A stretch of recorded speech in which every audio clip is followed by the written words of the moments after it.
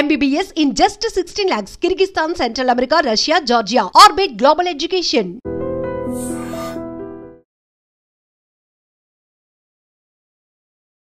Hi guys, welcome to ఐటెన్. నేను మీ చాణక్య. గైస్, 50 లక్షలు ఉంది అంటే ఖచ్చితంగా ఆ టైంలో మనము పెద్దవాళ్ళు ఇచ్చే సజెషన్ ఏంటంటే, అరే ఎఫ్డీలో వేసుకోరా భయ్, నీకైతే మంచి రిటర్న్స్ ఉంటుంది అని చెప్పేసి ట్రెడిషనల్గా ఫాలో అవుతున్న ఈ ఫిక్స్డ్ డిపాజిట్ వైపు చాలామంది కూడా అడుగులు వేస్తూ ఉన్నారు. మరి ఎందుకు ఎఫ్డీనే వెళ్ళాలనుకుంటూ ఉంటారు? అంటే వేరే ఇన్వెస్ట్మెంట్ ప్లాన్స్ లేవా?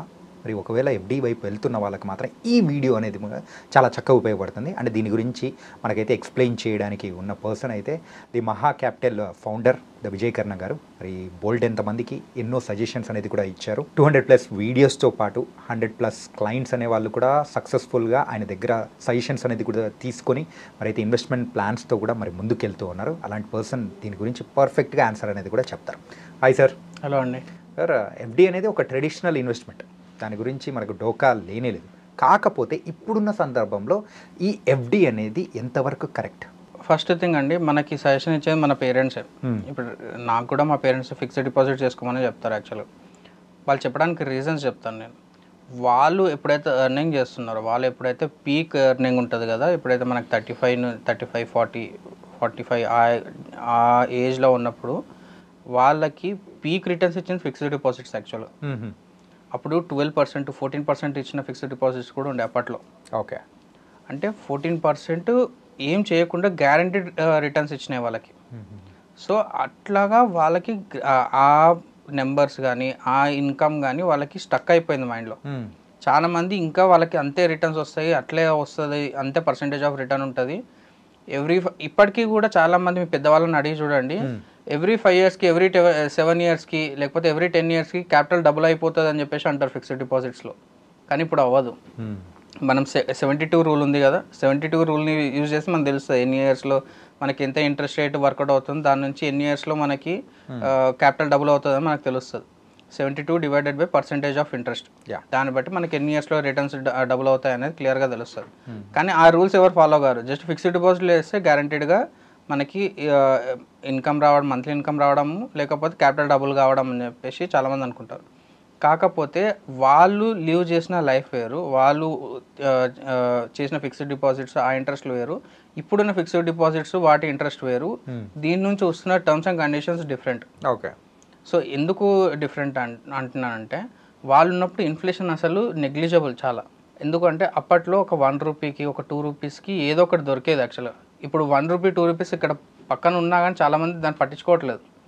దానికి ఆ కాయిన్కి ఉన్న వాల్యూ లేదు ఇప్పుడు. యాక్చువల్గా 10 రూపీస్, 20 రూపీస్కే వాల్యూ ఉంది, కాయిన్స్కి వాల్యూ లేదు. కానీ అప్పట్లో కాయిన్కి కూడా వాల్యూ ఉండేది. అప్పుడు ఇన్ఫ్లేషన్ అసలు నెగ్లిజిబుల్. ఇప్పుడు ఇన్ఫ్లేషన్ చాలా ఎక్కువగా ఉంది. ఇన్ఫ్లేషనే మనకి 5%, 6% ఉన్నప్పుడు మనకి ఎఫ్డీలో వచ్చే రిటర్న్స్ 6% కానీ 7% కానీ అది కూడా నెగ్లిజిబుల్. అది ఫస్ట్ థింగ్. సెకండ్ థింగ్ వచ్చేసి, మనకి 50 lakhs ఏదైతే ఇన్వెస్ట్మెంట్ చేస్తున్నామో దేనికోసం ఇన్వెస్ట్మెంట్ చేస్తున్నాం అనేది మనకు రెగ్యులర్గా అడిగేది. ఓకే, దేనికోసం ఇన్వెస్ట్మెంట్ చేస్తున్నాం? లాంగ్ టర్మ్లో క్యాపిటల్ బిల్డ్ చేసుకోవడానికా, లేకపోతే అసలు మీకు రిస్క్ వద్దనుకుంటున్నారా, లేకపోతే మీరు దాని నుంచి మంత్లీ ఇన్కమ్ జనరేట్ చేయాలనుకుంటున్నారా, లేకపోతే ఏదైనా రిక్వైర్మెంట్ కోసం తీసి పెడదాం అనుకుంటున్నారు? సో మీరు ఎప్పుడైనా ఏదైనా ఒక రిక్వైర్మెంట్ కోసం తీసి పెడదాం అనుకుంటున్నాం, 5 years, 7 years, 10 years లాక్ చేసి పెట్టేద్దాము, అంతవరకు దాన్ని మనం ముట్టము అనుకుంటే మీరు ఇన్ఫ్లేషన్ కూడా కన్సిడర్ చేయాల్సిందే. 7% ఇన్ఫ్లేషన్ ప్లస్ మీకు రిటర్న్స్ వచ్చిన 7%, లేకపోతే 9%. కొన్ని స్మాల్ సేవింగ్స్, స్మాల్ బ్యాంక్స్ ఉంటాయి, స్మాల్ ఫినాన్స్ బ్యాంక్స్ ఉంటాయి, అక్కడ 9%, 9.2% కూడా ఇస్తాయి. కాకపోతే వాల్యూ ఎక్కువ ఉండాలి, అక్కడ 1 crore, 2 crores అట్లా ఉండాలి. అక్కడ మీకు 9% కూడా ఇస్తాయి. మీ ఇన్ఫ్లేషన్ 7% ప్లస్ 7% మీకు వస్తున్న రిటర్న్ 9%. ఆ రెండింటిని మేనేజ్ చేసి మనకు 2% ఉంటుంది కదా, 2% రిటర్న్ మాత్రమే మీరు కన్సిడర్ చేయాల్సిందే. 2% రిటర్న్ మీకు గ్యారంటీడ్. మీరు ఏదైతే అనుకుంటున్నారో అది కరెక్టే. ఫిక్స్డ్ డిపాజిట్లో గ్యారంటీడ్ మనకు మనీ ఎక్కడికి వెళ్ళదు అన్నది కరెక్టే. కాకపోతే ఆఫ్టర్ ఇన్ఫ్లేషన్ మాత్రమే కరెక్ట్. బియాండ్ ఇన్ఫ్లేషన్ వెళ్ళాలి, మనకి returns more than 2%, more than 5% ఉండాలి, మనకు ఒక 15% యాక్చువల్గా రిటర్న్స్ రావాలి, ఇంక్లూడింగ్ ఇన్ఫ్లేషన్ తీసేస్తే అట్లీస్ట్ ఒక 7%, 10% ఇన్ఫ్లేషన్ మనకి రిటర్న్స్ రావాలి అనుకుంటే డెఫినెట్గా మీకు మ్యూచువల్ ఫండ్ తప్పితే వేరే ఆప్షన్ లేదు. ఓకే, ఇండియన్ ఇన్వెస్టర్స్కి మ్యూచువల్ ఫండ్స్ తప్పితే వేరే ఆప్షన్ లేదు. ఆప్షన్ లేదు అని ఎందుకు అంటున్నాను అంటే, మ్యూచువల్ ఫండ్ దాటి ఏదైతే వెళ్తారో డెఫినెట్గా అది హై రిస్క్ అనమాట. మ్యూచువల్ ఫండ్ తర్వాత మీకు వచ్చే నెక్స్ట్ హై రిస్క్ ఆప్షన్ ఏంటంటే స్టాక్ ఇన్వెస్ట్మెంట్స్. ఓకే. స్టాక్స్లో మీరు అంత 50 lakhs పెట్టి ఇన్వెస్ట్ చేస్తే మీకు రిస్క్ చాలా ఎక్కువ ఉంటుంది. కానీ దానికంత రిసర్చ్ ఉందా మన దగ్గర అంటే రిసర్చ్ ఉండదు, జస్ట్ బ్లైండ్గా ఇన్వెస్ట్ చేయడమే. కానీ ఫిక్స్డ్ డిపాజిట్స్ చేసే వాళ్ళకి అంత రిస్క్ ఎపిటైట్ ఉండదు, వాళ్ళంత రిస్క్ తీసుకోదలుచుకోలేదు. అట్లా at the same time mutual fund కూడా రిస్క్ అని చెప్పేసి మ్యూచువల్ ఫండ్ ఇన్వెస్ట్మెంట్ చేయరు చాలామంది, వదిలిపెట్టేస్తారు. కానీ వాళ్ళు తెలుసుకోవాల్సింది ఏంటంటే ఇండియాలో దగ్గర దగ్గర 3000 మ్యూచువల్ ఫండ్స్ ఉన్నాయి. దాంట్లో సబ్ కేటగిరీస్ అన్ని సార్ట్అవుట్ చేసుకుంటే మనకు ఒక 12 సబ్ కేటగిరీస్ వస్తాయి. సో దాంట్లో మీకు కన్జర్వేటివ్ మ్యూచువల్ ఫండ్స్ ఉంటాయి. ఓకే. చాలా అంటే మీకు ఈక్విటీ ఎక్స్పోజర్ 10-20% ఉన్న ఈక్విటీ మ్యూచువల్ ఫండ్స్ జస్ట్ 10-20% మాత్రమే ఉంది. మిగతా దాంట్లో డెట్ ఫండ్స్లో ఉండే ఫండ్స్ కూడా ఉంటాయి, మ్యూచువల్ ఫండ్స్ కూడా ఉంటాయి. ఓకే. వాటిలలో మీకు ఈక్విటీ ఎక్స్పోజర్ ఉండదు, కానీ మీకు ఈక్విటీ ఎక్స్పోజర్ ఉన్నంత ట్యాక్స్ మాత్రం తక్కువ పడుతుంది మీకు. సో ఈ పాయింట్ చాలామంది మిస్ అవుతారు. ఫిక్స్డ్ డిపాజిట్ చేస్తున్నారు అని చాలామంది చెప్తున్నారు, కానీ దాంట్లో ఎంత ట్యాక్స్ పడుతుందో ఎవరు చూడరు. కాకపోతే మ్యూచువల్ ఫండ్స్లో మీరు ఈక్విటీ సేవింగ్స్ ఫండ్ కానీ లేకపోతే బ్యాలెన్స్ అడ్వాంటేజ్ ఫండ్ కానీ హైబ్రిడ్ ఫండ్స్ ఏవైతే ఉన్నాయో వాటిలో ఇన్వెస్ట్ చేస్తే మీకు ట్యాక్స్ ఆప్షన్ అనేది additional advantage. Okay. At the same time మీకు రిటర్న్స్ కూడా ఎక్కువ వస్తాయి, ఫిక్స్డ్ డిపాజిట్ కంటే ఎక్కువ రిటర్న్స్ వస్తాయి. సో ఈ పాయింట్ చాలామంది మిస్ అవుతారు. ఎంతసేపు మ్యూచువల్ ఫండ్ రిస్కే అనుకుంటారు, కానీ మ్యూచువల్ ఫండ్ని ప్లే చేసి అంటే మ్యూచువల్ ఫండ్ని యూజ్ చేసుకొని ఎంత బ్యూటిఫుల్గా మనం ప్లే చేసుకోవచ్చు, ఎంత రిస్క్ తగ్గించుకోవచ్చు అనే ఆప్షన్లో ఎవరు చూడట్లేదు. అందుకే ఇప్పటికీ మనకి ఫిక్స్డ్ డిపాజిట్స్ ఇంకా లక్షల కోట్లలో ఉంది ఇండియాలో. మనం అందరం అనుకుంటే మ్యూచువల్ ఫండ్ చాలామంది ఇన్వెస్ట్ చేస్తున్నారు అని చెప్పేసి, కానీ గ్రౌండ్ రియాలిటీ వచ్చి చూసుకుంటే ఫిక్స్డ్ డిపాజిట్స్ ఇంకా ఎక్కువగానే ఉన్నాయి ఇండియాలో. Mutual funds equity exposure just 3%-5% మాత్రమే ఉంది ఇండియాలో. ఇంకా చాలా వే ఉంది, అంటే మనకి చాలా జర్నీ ఇంకా హెడ్ ఉందన్నమాట మ్యూచువల్ ఫండ్స్కి ట్రాన్సాక్షన్ కావడానికి. సో వాళ్ళకి కావడానికి మెయిన్ హర్డిల్ ఏంటంటే ఈ అవేర్నెస్. ఓకే.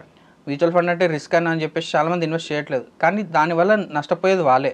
ఇన్ఫ్లేషన్ ఒకటి, దీంతోపాటు ట్యాక్సెస్ ఒకటి. ఇన్ కేస్ మధ్యలో ఈ పీరియడ్ ఫిక్స్డ్ డిపాజిట్ పీరియడ్లో ఏదైనా ఎమర్జెన్సీ వస్తే ఎఫ్డి బ్రేక్ చేయాలి. ఓకే. ఎఫ్డి బ్రేక్ చేస్తే వాళ్ళకి వచ్చే రిటర్న్స్ కూడా రావు. మనం ఏదైతే ఇంట్రెస్ట్ అనుకొని ఇన్వెస్ట్ చేస్తామో బ్రేక్ చేసినప్పుడు అసలు అంత ఇంట్రెస్టే రాదు. సో నెగిటివ్ రిటర్న్స్లోకి వెళ్ళిపోతుంది. సో మీ వాల్యూ 50 lakhs ఏదైతే ఉందో ఈ రోజు మీరు ఫిక్స్డ్ డిపాజిట్ చేసి 10 years పీరియడ్ అనుకొని చెప్పి 5 years తర్వాత బ్రేక్ చేశారనుకోండి, ఈ రోజు 50 lakhs 5 years తర్వాత 50 lakhs సేమ్ వాల్యూ ఉండదు కదా, అప్పుడు 40 lakhs అయిపోతుంది. ఇన్ఫ్లేషన్ నెగిటివ్లోకి వెళ్ళిపోతుంది తప్ప నెగిటివ్లో వెళ్ళిపోతుంది, పాజిటివ్లోకి వెళ్ళదు. సో దానివల్ల మీరు ఎట్లా చేయాలి అంటే మనకి ఇంత అమౌంట్ ఉంది, మన రిక్వైర్మెంట్స్ ఏమున్నాయి, ఎన్ని ఇయర్స్ వరకు ఉన్నాయి, దానికి ఇన్ఫ్లేషన్ యాడ్ చేసుకుంటే ఎంత పర్సంటేజ్ ఆఫ్ రిటర్న్స్ గ్రో అయితేనే మనం ఆ గోల్స్ని రీచ్ అవుతాం. ఈ ప్లానింగ్ డెఫినెట్గా ఉండాలి. అండ్ ఫిక్స్డ్ డిపాజిట్ మొత్తం తప్ప అని కూడా అనట్లేదు, దాంట్లో ఒక 10 lakhs లేకపోతే ఒక 10% ఆఫ్ యువర్ ఫిక్స్డ్ డిపాజిట్స్ అది మీ ఎమర్జెన్సీ ఫండ్ లాగా యూజ్ చేసుకోవాలి. ఓకే. ఎమర్జెన్సీ ఫండ్ లాగా మనము అది లిక్విడ్ ఫండ్స్లోనే పెట్టుకోవచ్చు, డెట్ ఫండ్స్లోనే పెట్టుకోవచ్చు, లేకపోతే ఫిక్స్డ్ డిపాజిట్లో కూడా పెట్టుకోవచ్చు. మీరు చాలామంది ఇట్లా కూడా చేస్తుంటారు, ఎవ్రీ 45 daysకి ఫిక్స్డ్ డిపాజిట్స్ ఆటో రెన్యువల్ చేస్తూ ఉంటారు. వాళ్ళు చెప్పే నెరేషన్ ఏంటి అంటే అట్లా 45 daysకి చేసుకుంటూ వెళ్తే ఇంట్రెస్ట్ రేట్ ఎక్కువ వస్తుంది అని చెప్తారు. కానీ ఇంత వచ్చినా కానీ మీకు సేమ్ అదే 3% 4% కదా, మీకు 4% సేమ్ క్యాపిటల్ రొటేట్ అవుతుంటుంది.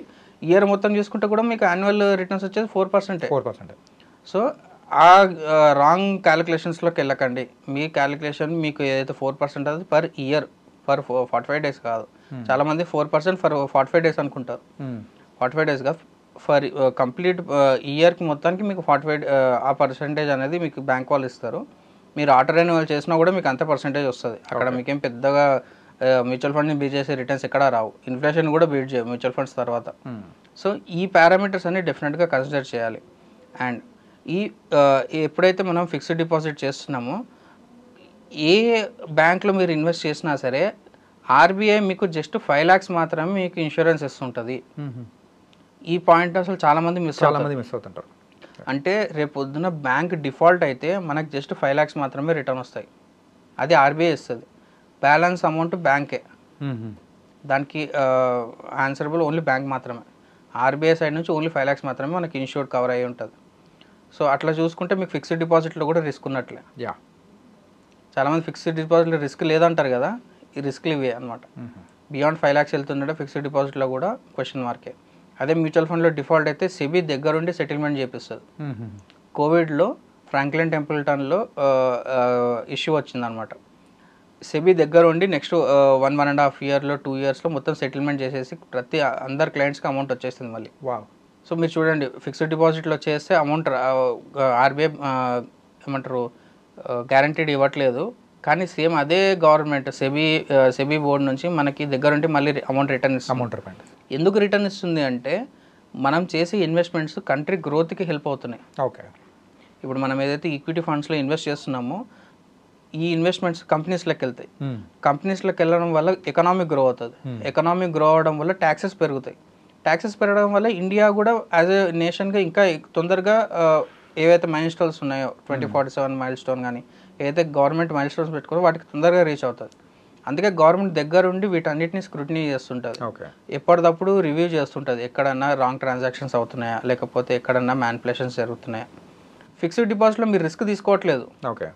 సో అందుకే మీకు అంత సపోర్టింగ్ ఉండదు. కానీ అదే మీకు మ్యూచువల్ ఫండ్స్లో కానీ వేరే ఏ ఇన్వెస్ట్మెంట్స్లో అయినా సరే మీకు సపోర్టింగ్ మాత్రం చాలా మంచిగా ఉంటుంది. సో అందుకే ఫిక్స్డ్ డిపాజిట్లో ఒక లిమిట్ వరకు మాత్రం పెట్టుకోండి. బియాండ్ ద లిమిట్ మాత్రం అక్కడ మీరు మనీ లాస్ అవుతుంటారు, గెయిన్ ఎప్పుడు కారనమాట. Nice sir. ఏంటంటే ఫిక్స్డ్ డిపాజిట్ వల్ల వచ్చే నెగిటివ్స్ ఏంటి, అండ్ ఇప్పుడు ప్రజెంట్ ఉన్న సిచ్యువేషన్స్లో దాని ద్వారా నెగిటివ్లోకి వెళ్ళిపోతాం తప్ప పాజిటివ్స్లోకి రామని చెప్పేసి మీరు చాలా చక్కగా ఈ వీడియోలో వివరించారు. So thank you so much. Thank you అండి.